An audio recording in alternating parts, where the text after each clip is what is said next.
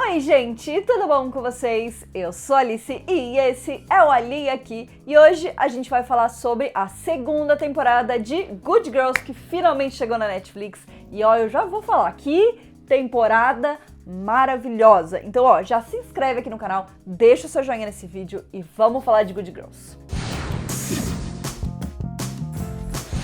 Este vídeo vai ter spoilers da segunda temporada, vou falar da segunda temporada com muitos spoilers, então se você ainda não terminou, eu não recomendo que você continue assistindo esse vídeo, porque você vai tomar spoilers, tá bom? Então depois não pode brigar comigo nem ficar triste. Combinado? Bom, Good Girls é uma série, né? Eu já fiz, óbvio, eu fiz já um vídeo sobre a primeira temporada, que tá aqui no izinho pra vocês verem, né? E nesse vídeo eu falei bastante sobre o ship, que acho que é o ship master da série, que é o Rio e a Beth. Mas antes da gente falar sobre esse ship, vamos falar um pouquinho sobre a segunda temporada. A segunda temporada teve mais episódios do que a primeira, né? A primeira teve só 10, a segunda teve 13. Eu gostei bastante, achei que esse aumento de episódios foi bem significativo para o desenrolar da história, né? Para o desenvolvimento da história. Eu achei também que a segunda temporada está um pouquinho mais dramática, no sentido de mais drama e menos piadas, né? Na primeira temporada eu lembro vividamente de vários momentos onde eu dei muita risada, né, gargalhava com as situações e tal, era uma coisa bem mais comédia, e eu acho que pra essa segunda temporada eles resolveram explorar mais a fundo as partes mais dramáticas, os momentos mais tensos e de drama mesmo. Eu gostei bastante dessa mudança, né, todos os personagens, na verdade, continuam sendo cômicos, né, continua sendo divertido e engraçado, mas eu acho que a série amadureceu nesse sentido e trouxe uma segunda temporada realmente muito mais madura, que acho que se entendeu, entendeu o que essa série precisa trazer, né, pra história e tal. Então eu acho que foi um grande passo, né, além da primeira temporada. Em muitos momentos dessa segunda temporada, inclusive, eu fiquei lembrando de Breaking Bad. Eu acho que tem vários paralelos ali com Breaking Bad que eu achei bem interessante, principalmente a transformação da personagem da Christina Hendricks, que é a Beth, no que ela se torna no final da temporada. Óbvio que eu acho que em Breaking Bad a gente vê isso de uma forma muito mais crua, né, e aqui a gente vai vendo isso bem aos poucos, mas ainda assim eu consegui traçar esse paralelo entre os dois personagens e gostei bastante, porque eu amo Breaking Bad, mas é incrível ver uma série com protagonistas mulheres que fale sobre um assunto muito parecido, que é muito interessante, né? Porque isso normalmente é uma coisa muito de homem, né? Digamos assim. Bom, então a gente terminou a primeira temporada com a Beth tendo que decidir se ela daria um tiro no Rio ou no Jim, né, que é o marido dela. Eu acho que esses foram momentos de muita tensão ali para a primeira temporada, mas eu acho que em momento nenhum eu senti que a Beth daria um tiro no Rio, e acho que nem no Jim necessariamente, né, mas acho que era mais provável nele do que no Rio, porque eu acho que a relação deles até ali era um pouco diferente. É óbvio que o Rio pegava muito no pé dela, mas ele ainda assim mais ajudava ela do que causava na vida dela. O que não é verdade pra segunda temporada, né? Eu senti que nessa segunda temporada ele ficou muito mais chefão do crime, né, em alguns momentos. A gente descobriu que o nome dele de verdade é Christopher, na verdade, que acho que não tem nada a ver com o nome de chefão do crime, então eu vou continuar chamando ele de Rio. Mas Rio e Christopher são a mesma pessoa. Então ele ficou muito mais chefão do crime. Ele ficou também, eu achei, um pouco afastado da história principal, né, porque eu acho que a ideia mesmo era dar espaço para as três, né, para Beth, para Annie e para Ruby desenvolverem as técnicas delas dentro desse universo, né? Óbvio que quem acaba desenvolvendo mais é a Beth, porque ela é a líder, né? E as outras duas acabam ficando muito tipo, ai, mas isso é errado, né? A única que tem gosto de verdade pela coisa continua sendo a Beth, então, tipo, obviamente ela tá mais conectada, mas eu sinto que essa é uma temporada onde as três cresceram muito dentro desse universo do crime, né? Tanto que, assim, tem um determinado momento da temporada onde elas nem questionam mais cometer outro crime, né? Tipo, os crimes mais simples, tipo, vamos roubar aqui essa loja de empréstimo de dinheiro. Ah, beleza, bora, né? Tipo assim, antes tinha toda uma questão delas se perguntarem, será que isso é certo? Será que a gente deveria fazer isso? Mas a gente precisa mesmo? E aí agora, nessa segunda temporada, elas só vão fazendo, né? Só vão fazendo. Eu acho que a linha nessa segunda temporada tá muito mais tênue e ela é traçada bem no ato mais violento, que é matar alguém. Isso é o único ato que elas acabam não cometendo durante a temporada, né? Porque o resto, fraudar dinheiro, lavar dinheiro, assaltar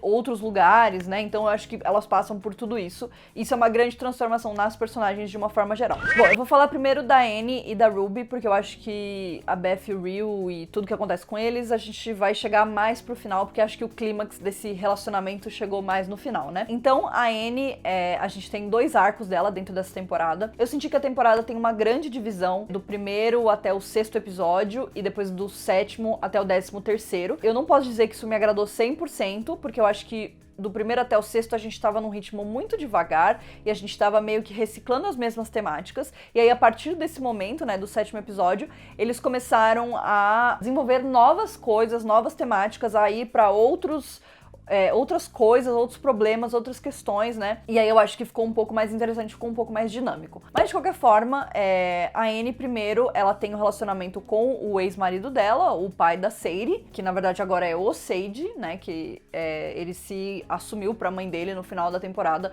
como um garoto. Achei isso um toque muito interessante, né? A gente já comentou sobre isso, mas o ator é trans, então eu achei muito interessante que eles encontraram ainda assim espaço pra falar sobre isso. Mas então ela se envolve lá com o ex-marido, e aí a mulher dele tá grávida, e aí rola todo um drama de família. Só que eu achei que esse drama de família depois fica completamente esquecido. A gente nem sabe o que aconteceu com eles, a gente nem viu o bebê que eles tiveram, tipo assim, sei lá, foi meio esquisito essa parte. E aí depois, na metade da temporada pra frente, ela se envolve com o Noah, que é um cara um pouco esquisito e que depois a gente vai descobrir que ele é do FBI. Eu acho que, apesar de ter sido muito clichê, eu acho que foi uma adição interessante de personagem, porque a gente tava de saco cheio daquele cara do FBI que ficava só enchendo o saco delas, o cara era chatíssimo, né? Então eu acho que é interessante a gente saber que a gente tem alguém que está de fato do lado delas nessa situação. Então no final, esse agente do FBI, que é o Noah, ele acaba se apaixonando pela Annie, e aí por mais que ele tenha dado algumas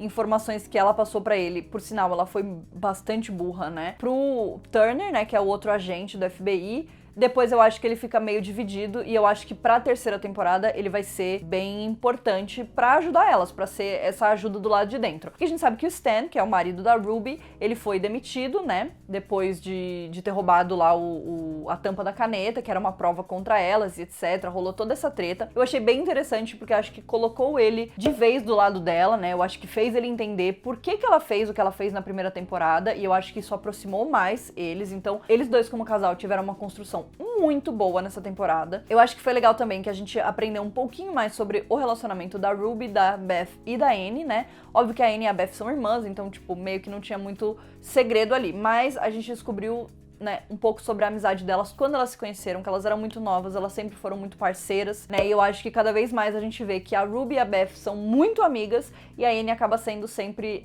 uma pessoa que fica acoplada ali com elas, né, mas que não tem essa ligação tão forte, até por ela ser mais nova. Outra coisa que aconteceu é que o Leslie, que era o ex-chefe da Annie no supermercado, né, finalmente morreu no começo da temporada, né, na verdade ficou ali uma questão que tinham que matar ele, porque ele sabia, ele ia depor contra elas pro FBI, etc, ele era a pessoa que faria isso, e aí elas teriam que matar ele. No final, a Mary Pat, que é aquela outra mulher, mata ele sem querer, e aí só lá no final da temporada a gente vai descobrir que ele não tinha morrido, que ele estava bem vivo, e eu acho que isso foi a única coisa que foi necessária para liberar elas, né?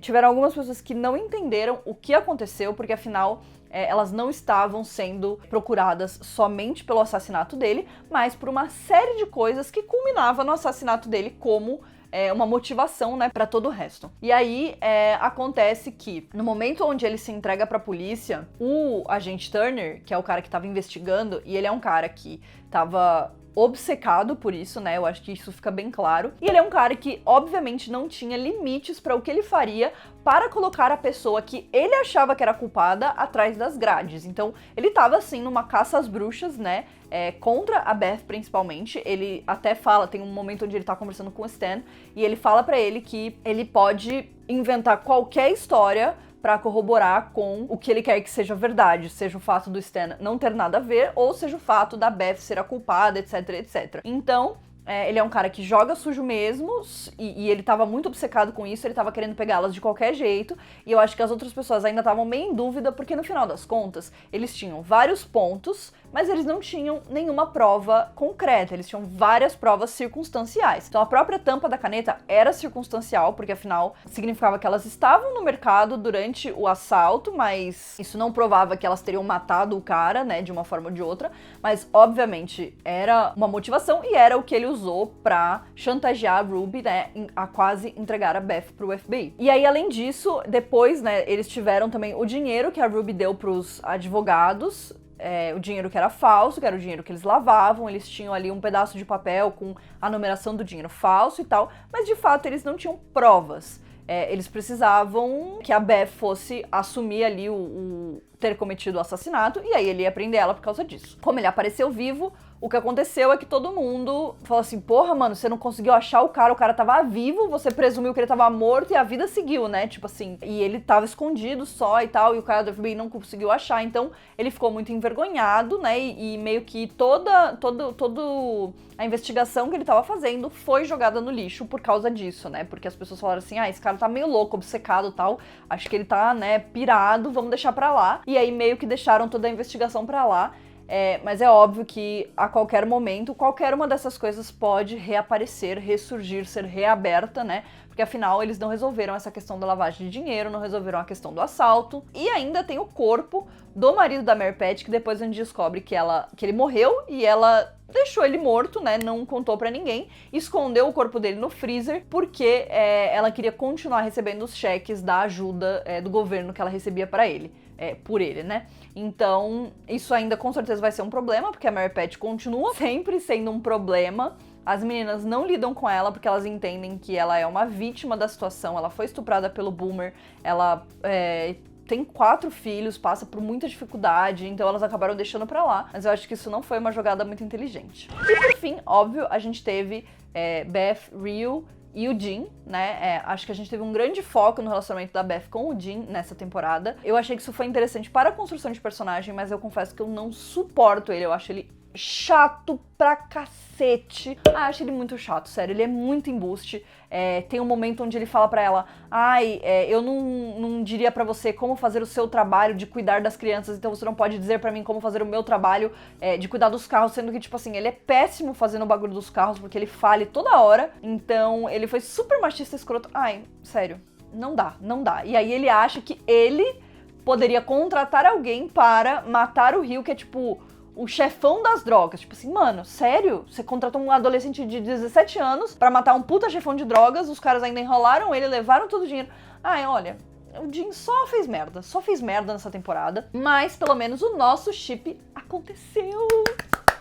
Gente, sério, os momentos Beth e Rio, eu não sei nem lidar. Porque foram momentos incríveis, maravilhosos, todos perfeitos, tem vários momentos icônicos. A cena do banheiro, a cena depois que ela tá na cama, que ela tá sonhando com ele, é incrível. Depois quando ela leva ele no quarto dela, é maravilhoso. Todas as cenas que eles estão juntos, eles têm uma puta química juntos na televisão. Tipo assim, é maravilhoso. Sério, é maravilhoso. E eu gostei que eles ficarem juntos, mas obviamente, né, ela não ia se tornar do dia pra noite a namorada do rei do crime lá, e o cara, tipo, super, né, meio blasé. A gente também descobriu que o Rio tem um filho. Eu acho que isso foi um detalhe que acabou ficando um pouquinho jogado durante a temporada, mas eu acho que ajudou a gente a se relacionar mais com ele, perceber que ele não é uma pessoa 100% do mal, né? Ele também tem ali a sua vida, e isso faz com que ele tenha muita empatia com a Beth em determinados momentos, como, por exemplo, quando ela perdeu o cobertor da filha dela, lá na casa dos cracudos, e ele recuperou o cobertor pra ela. E aí, no final, acontece o quê? Tudo está resolvido, né? Porque o Boomer foi encontrado vivo, e aí eles deixaram a investigação de lado, e elas estão livres, pelo menos por enquanto, e a Beth tá ali vivendo a vida dela tranquilamente, até que o Rio sequestra ela, leva ela pro ex-apartamento dele, e ele tá lá com o agente Turner, que é o cara do FBI, preso, amarrado, todo espancado, e ele fala que a Beth tem que matar ele. Eu acho que o Rio quer muito que ela se corrompa dessa forma, né? Ele tenta corromper ela durante a temporada inteira, e ele foi muito escroto com ela nessa temporada. Eu acho que tiveram vários momentos onde ele debochou dela, ele deixou ela se fuder sozinha. Óbvio que ele ajudou em muitos momentos, né, em muitas coisas, mas o relacionamento dele estava bastante abalado, ele estava bem que se foda pra ela, né, em vários momentos, e ela percebeu isso, e ela não estava nada feliz com isso. Então ele dá uma arma na mão dela e ela tem que, de novo, atirar no cara, né, igual no final da primeira temporada, ela tem que atirar no cara. Só que dessa vez, né, depois desse crescimento que ela teve na segunda temporada, ao invés dela não atirar em ninguém, que foi o que aconteceu no final da primeira, né, no começo da segunda, ela aponta a arma e dá 3 tiros nele, né? Ela atira no Rio. Meu chip mortíssimo. Na verdade, não tão morto assim, né? Porque depois ela vai embora, vive a vida dela, mas a gente vê uma última cena ali no apartamento, onde o agente Turner se solta e ele conversa com o Rio e ele até meio que disca pra polícia, né, pra pedir ajuda, chamar a ambulância e etc. E o Rio ainda está consciente, ainda tá acordado, e aí a cena corta, a gente não sabe o que aconteceu. A próxima cena é o agente Turner indo na casa da Beth, falando que ele vai tirar umas férias e depois eles iam ver o que ia acontecer. Né? Então, assim, eu, Alice, não acho que o Rio esteja morto. Ele é um vilão muito bom, ele é muito carismático, ele tem uma puta química com ela. Então, tipo assim, eu acho que matar ele seria um erro da série. Óbvio que eles poderiam fazer, mas eu acho que seria uma coisa muito arriscada, porque eu tenho certeza que ele é um dos grandes motivos das pessoas assistirem a série, né? Do relacionamento dele com a Beth e tal. Então, eu não acho que ele tá morto. Eu acho que para a terceira temporada, que já está confirmada, é possível sim que ele demore um pouco pra voltar, porque afinal ele tomou 3 tiros no peito. Até onde a gente sabe, ele não tava usando nenhum tipo de colete à prova de balas, nem nada. Óbvio, ele pode se recuperar, ele pode não estar morto, mas eu acho que isso pode levar algum tempo. Então eu acho que elas podem começar a construir o império delas, porque no final a gente vê que a Beth descobriu como criar notas falsas de dinheiro, né? E ela vai começar a produzir as próprias notas para começar a lavar o dinheiro, sem precisar dele, né?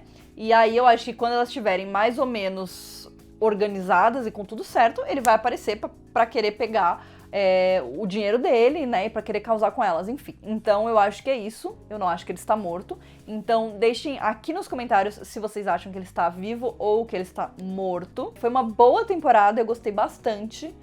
Eu acho que a série evoluiu bastante, tô bem animada pra terceira temporada. E é isso, eu tava com muitas saudades dessa série. Eu espero que vocês tenham gostado do vídeo de hoje e a gente se vê no próximo vídeo. Um beijo!